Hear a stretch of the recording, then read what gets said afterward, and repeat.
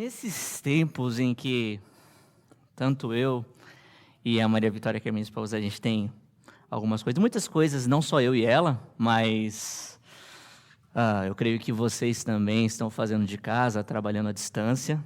Eu sei que não é realidade para todo mundo, mas muitas pessoas também acabam tendo que trabalhar à distância por conta do tempo que a gente vive.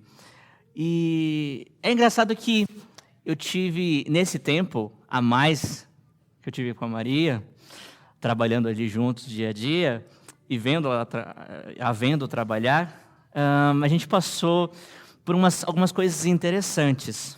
E ela, a Maria Vitória, minha esposa, ela trabalha numa ONG, que é uma organização não governamental, sem fins lucrativos. E nessa ONG ela trabalha como captadora de recursos, ela capta recursos para diversas ONGs. E parte do trabalho dela, então, para captar esses recursos para captar, é justamente fazer um projeto e ver se esse projeto vai passar ou não num determinado país, num determinado local, e por aí vai, numa determinada empresa. E uma coisa que me marcou muito recentemente foi em um dia em que, foi esse ano, inclusive, no primeiro semestre, ela tinha acabado de passar por uma entrevista, se o projeto dela ia passar ou não, ou melhor, se ela iria captar ou não o recurso daquele projeto em específico.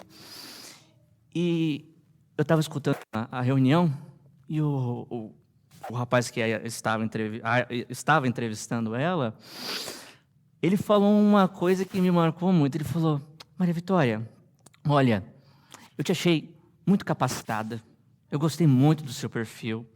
O seu perfil, tecnicamente, ele se enquadra perfeitamente para você captar esse recurso. Mas eu tenho uma pergunta para você. Esse cara era alguém muito importante na área dela. Ele perguntou assim para ela: você concorda com as definições de gênero e de raça da ONU? Porque para você trabalhar com a gente, então você precisa estar bem alinhada com aquilo que a gente crê. Ele não usou essa palavra crer, mas foi isso que ele quis dizer. E se você não precisa pesquisar muito, se você procurar na internet, só pelas definições de gênero que a ONU dá, você vai perceber que é algo totalmente contrário àquilo que nós cremos, ao entendimento que nós temos.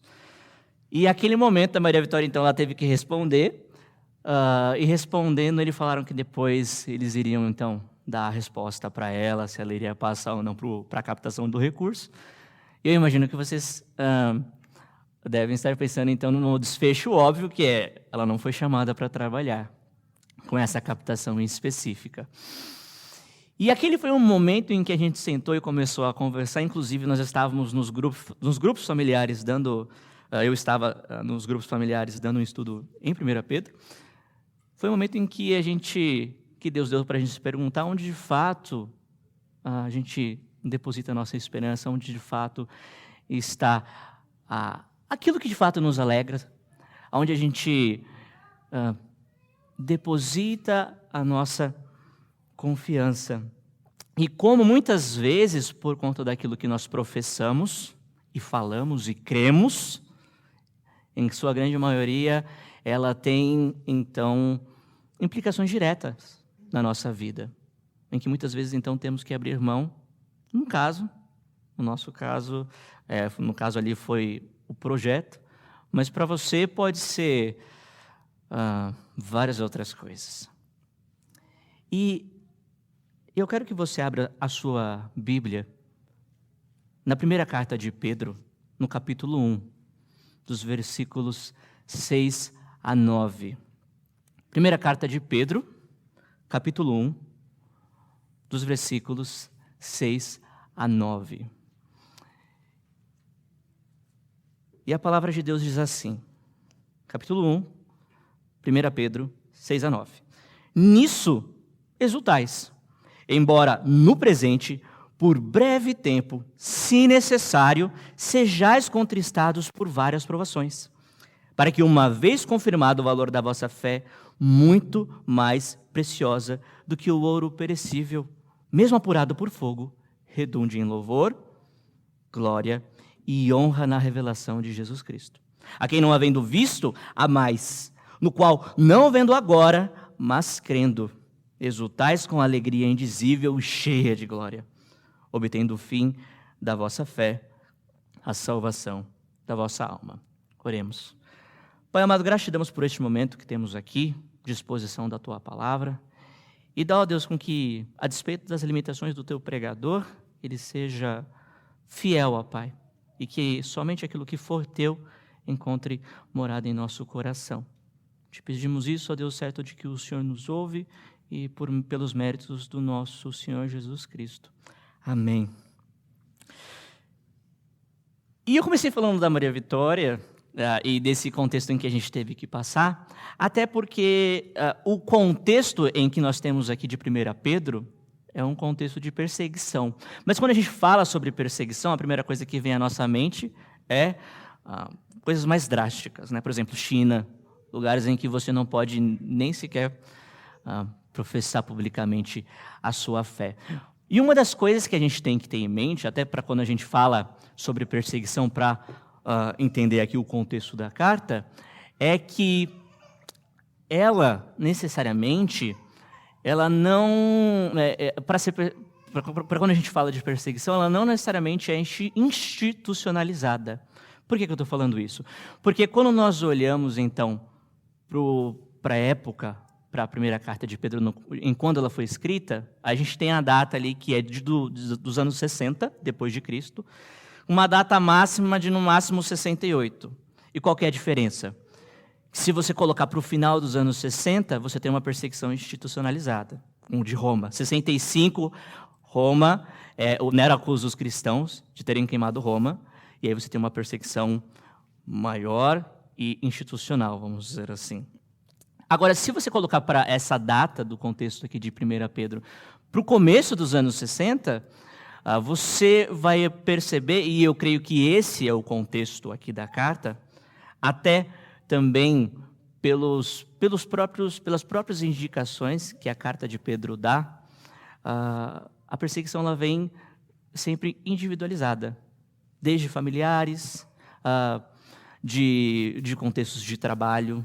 E o que mostra isso? Por exemplo, se você observar aí em 1 Pedro, no capítulo 2, aí no versículo 13 e 14 da sua Bíblia, você vai ver o tom com qual Pedro está tratando o Estado. Então, sujeitando-vos a toda instituição humana por causa do Senhor, quer seja o rei como soberano. Vai falar também, por exemplo, no versículo 12, ainda no capítulo 2, do procedimento exemplar que nós temos que ter em meio aos gentios, em meio àqueles que não são crentes. Então, observando o próprio contexto que a carta nos dá, a perseguição aqui que se dá na primeira epístola de Pedro, no contexto aqui da carta de Pedro, são perseguições advindas de família.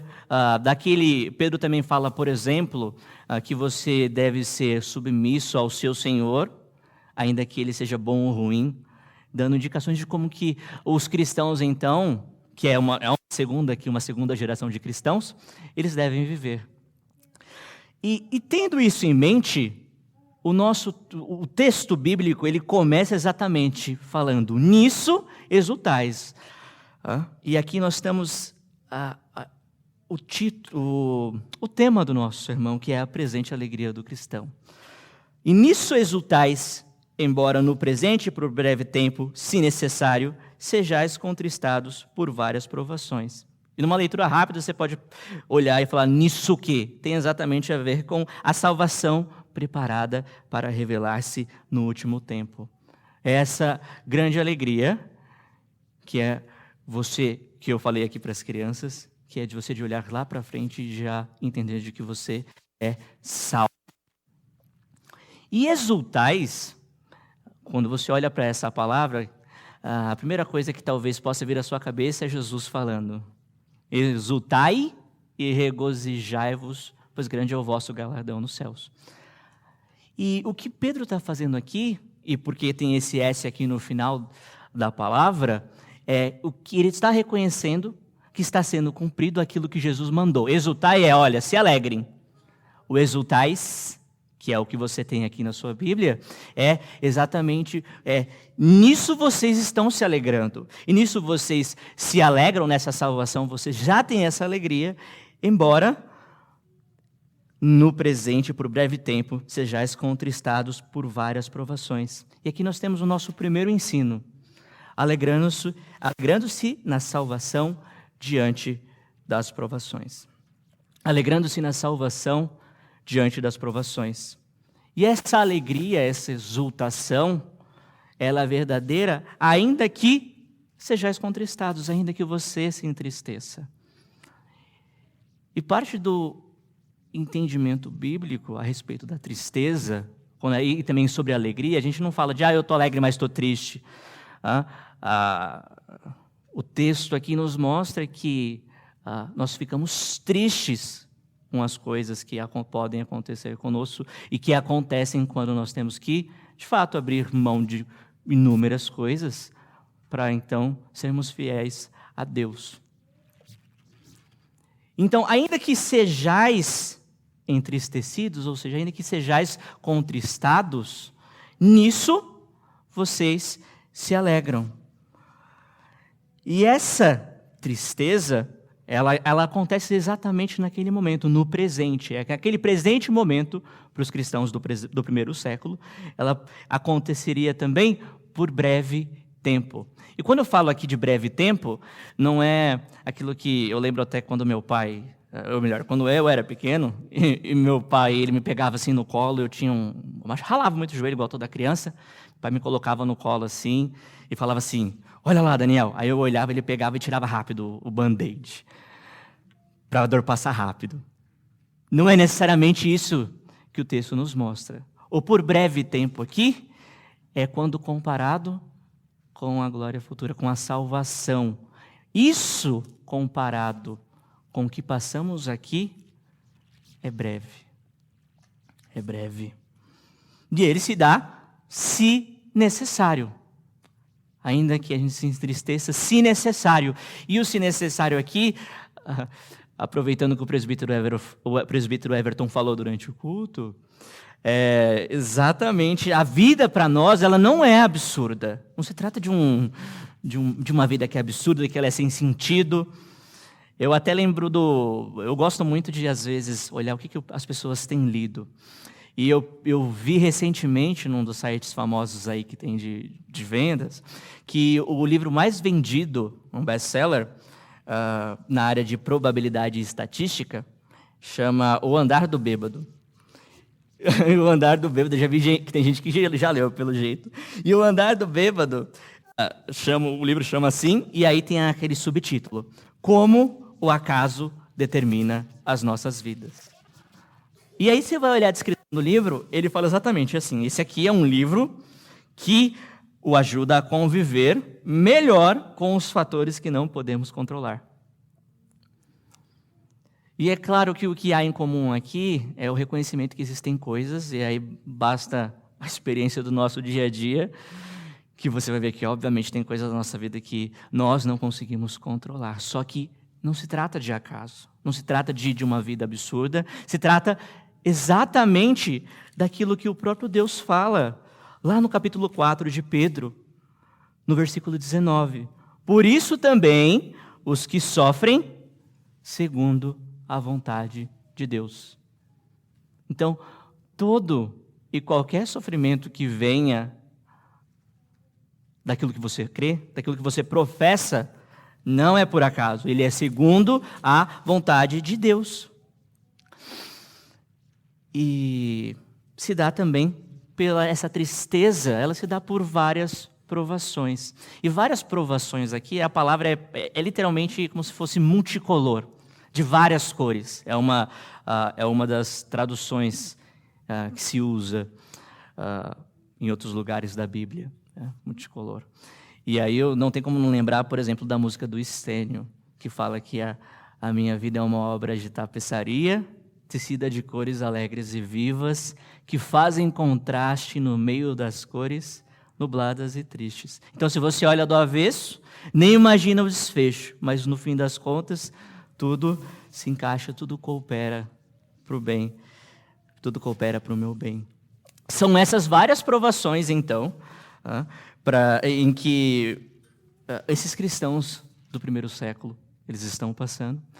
E são essas várias provações que eu tenho certeza que vocês já passaram, que eu já passei e que a gente ainda vai passar, que nós ainda vamos passar. E o interessante aqui é, por mais que no texto bíblico não afirme quais são essas provações, quais são os tipos dessas provações, assim como Deus ele não fala nem para mim nem para você o que a gente ainda vai passar a nossa vida por conta da nossa fé, ele deixa muito bem claro o porquê dessas provações. Então, a gente se alegra diante das provações, ainda que você se entristeça, e é para que, uma vez confirmado o valor da vossa fé, muito mais preciosa do que o ouro perecível, mesmo apurado por fogo, redunde em louvor, glória e honra na revelação de Jesus Cristo.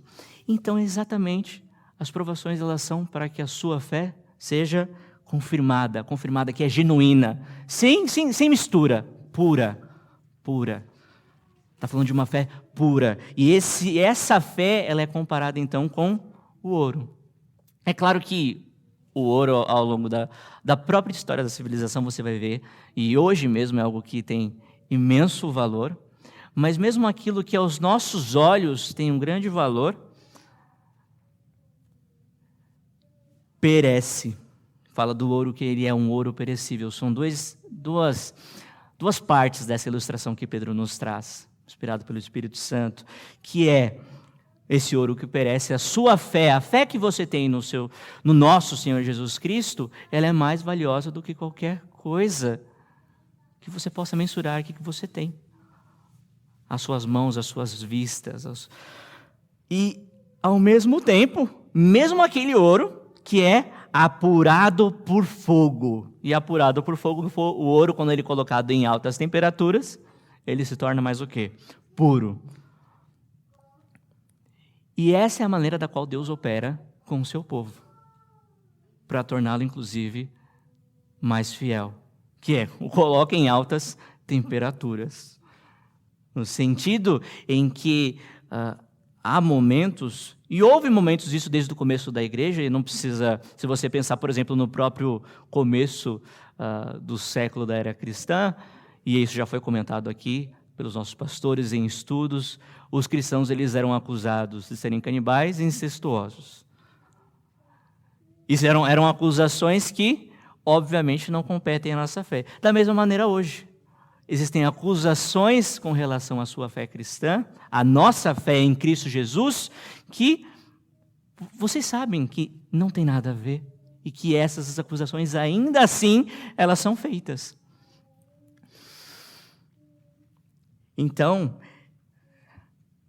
nisso exultais, para que essa sua fé, ela seja genuína. E essa fé genuína, o que a palavra de Deus nos mostra, é que uma fé genuína, ou seja, uma fé sem aditivos, uma fé pura, ela caminha junto com provações. É esse o raciocínio que a gente tem aqui, exatamente. Uma vez, então, que você professa a sua fé no nosso Senhor Jesus Cristo, uma hora ou outra, não sei quando, aí é claro que, como a gente já conversou, eu andei conversando com algumas pessoas antes aqui, durante a classe de catecúmenos, foi, Deus opera na vida de cada um de maneiras diferentes. Então, quando vai ser essa aprovação, de que maneira vai ser, obviamente vai ser diferente para cada um. Mas você pode ter certeza que ela virá, se já não veio. E é tudo isso para que redunde em louvor, glória e honra na revelação de Jesus Cristo.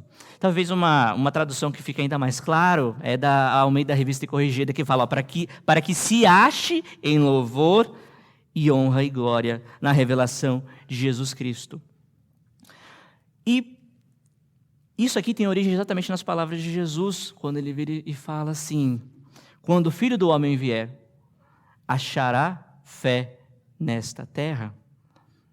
Então, quando na vinda do nosso Senhor Jesus Cristo, como que vai estar, como estará a nossa fé? E tudo isso é para louvor, para honra e glória na revelação de Jesus Cristo. Então, são coisas do qual Deus, Ele nos concede, coisas que só fazem louvor a Ele, glória e honra a Ele, mas que no momento em que Ele vir, então Ele nos concederá. É claro que existe aqui também, no próprio texto, essa tensão do que a gente chama na teologia.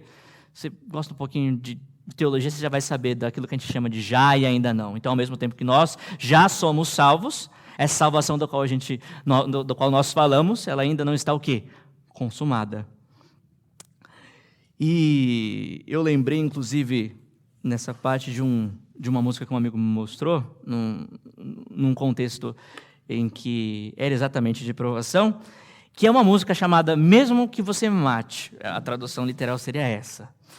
E no meio da música você tem o pastor John Piper.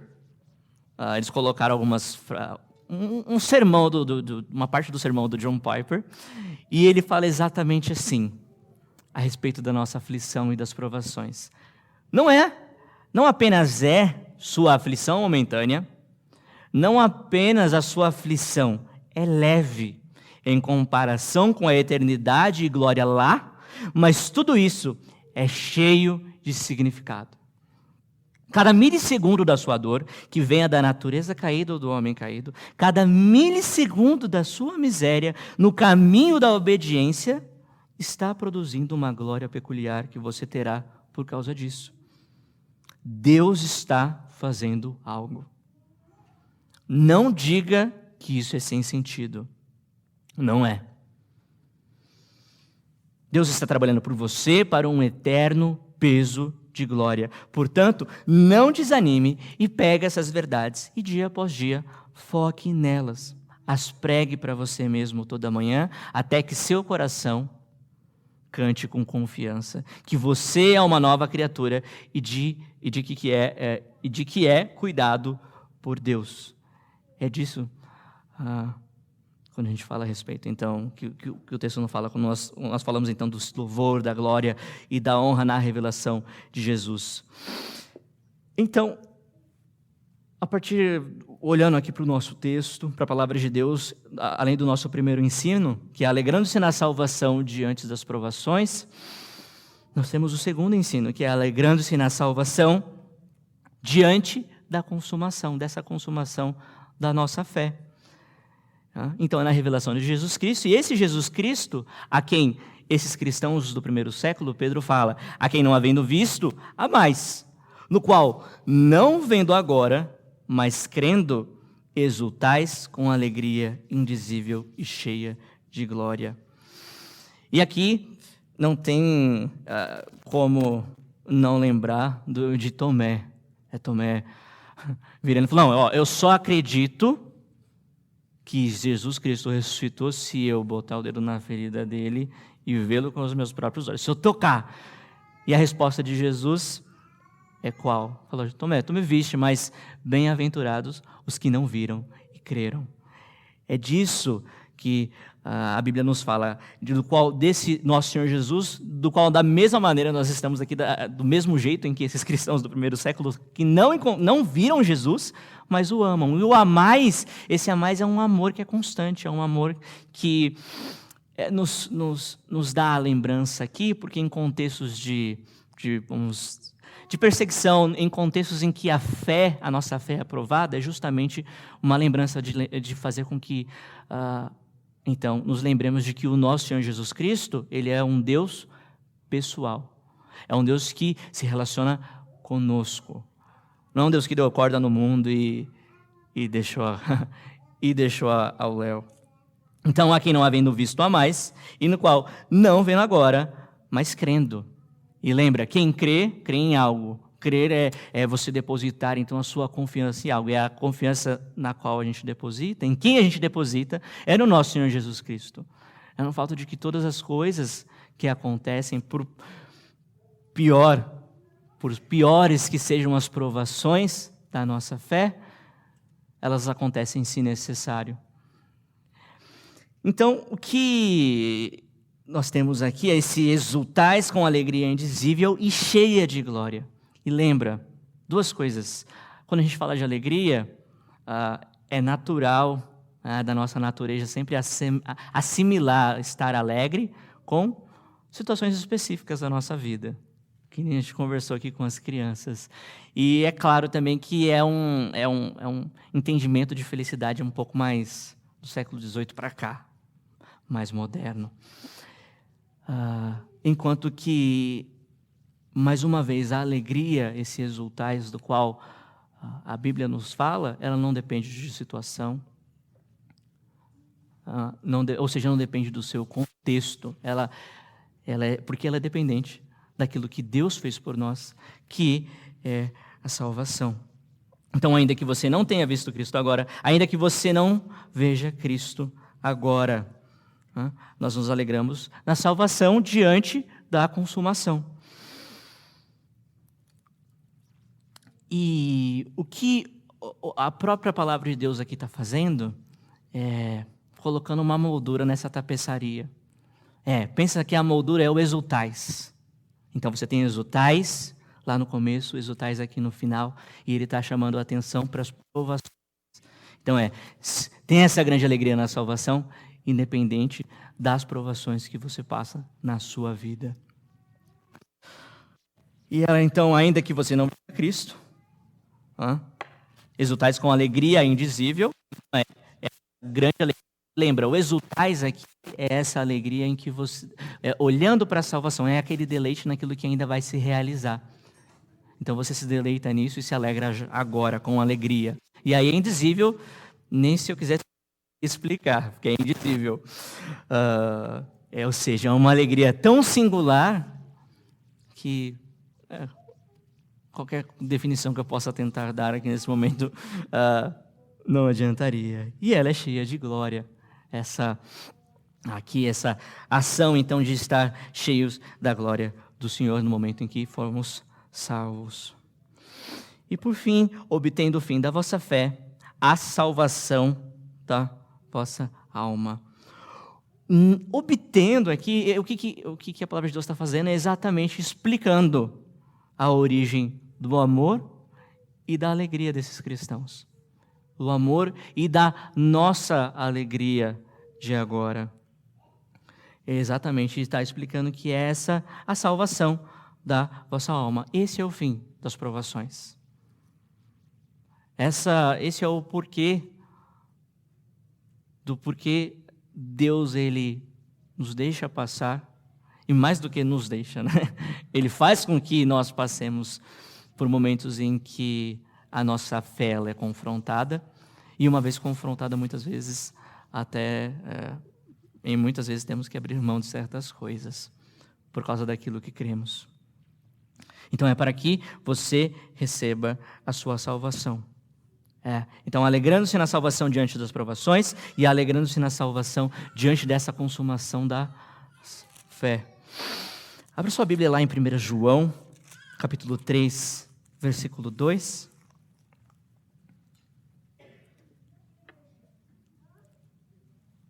Que a palavra de Deus diz assim: amados, agora somos filhos de Deus, e ainda não se manifestou o que haveremos de ser. Sabemos que quando Ele se manifestar, seremos semelhantes a Ele, porque haveremos de vê-lo como Ele é. E essa é a nossa esperança. Então, quando a sua fé ela é testada, ela é provada, e ela vai ser quando vocês forem fiéis à palavra de Deus, quando vocês forem então confrontados, a gente pode até perder coisas aos nossos olhos que parecem irrecuperáveis.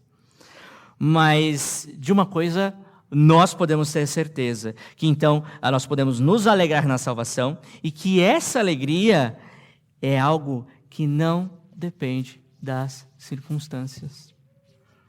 A gente pode se alegrar então nessa salvação, ainda que o sofrimento ele venha, E mais uma vez, não se trata de ignorar o sofrimento. Ainda que a nossa fé seja aprovada pelas mais diversas situações. Então, viver o Evangelho, ele tem o seu custo. Tem sim. Mas isso não é nada comparado ao que Deus tem para nós quando Ele vier. Vamos orar? Pai amado, graças te damos por este momento. Cuida, Deus, para que o Senhor abra o nosso coração, abra o nosso entendimento e dá, ó Deus, com que possamos entender, com que a despeito das provações que venham por conta daquilo que cremos, a despeito das dificuldades que vamos ter, ó Deus, de que elas acontecem se necessário, de que elas acontecem, ó Deus, porque assim o Senhor e cuida de cada detalhe da nossa vida, de coisas que cooperam para o nosso bem, de coisas que tornam então a nossa fé mais genuína. Faz, ó Deus, com que de fato essa nossa fé esteja somente alicerçada no Teu Filho, no nosso Senhor Jesus Cristo, e que possamos proclamar da Tua palavra e sermos firmes e fortes nela, ainda que isso possa acarretar em tantas e tantas coisas, ó Deus, em nossa vida. Mas sabemos, acima de tudo, de que todas essas coisas são para o nosso bem, e são para a Tua honra e para a Tua glória. E é em nome do Teu Filho, em nome do nosso Senhor Jesus Cristo, que te agradecemos. Amém, Senhor. Deus abençoe.